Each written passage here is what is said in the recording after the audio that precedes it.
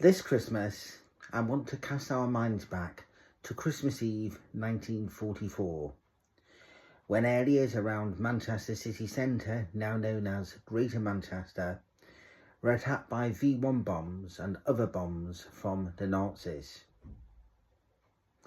People were killed on Christmas Eve. People were seriously injured.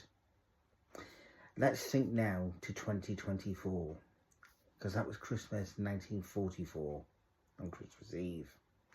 Let's think now of Christmas 2024, when for the third consecutive Christmas for almost 3 full years, but over 10 years since the annexation of Crimea, we think of the war in Ukraine and Ukrainians who are suffering not just at Christmas, but all year round.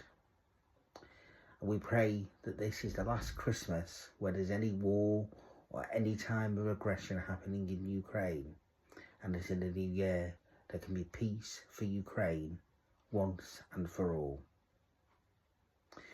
We also this Christmas take a look and think about people who might be older than us, people who are affected by hardship, and people who are affected now by loss of the warm winter fuel allowance and struggling with the cost of energy bills. We think about how we can help them. We also think of anyone who may have lost any loved ones during 2024, and how this Christmas can be a time when people are reflecting, but also at the same time thinking of the future, but also missing their loved ones. We think about how Christ brought light when he was born, the light of hope. And we see light around us with Christmas trees, with Christmas decorations, with candles.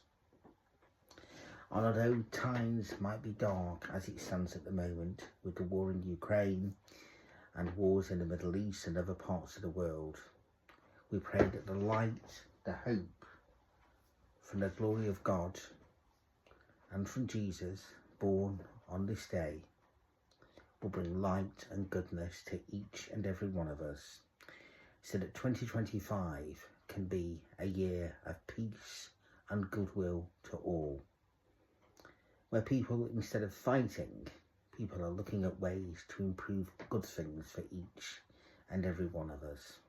So there's no unjust and the unjust to the unjust, where people are looking for good things to help each and every one of us. So on behalf of myself, my family, I want to wish everybody a peaceful Christmas. For anybody in Ukraine, I would say Slava Ukraini.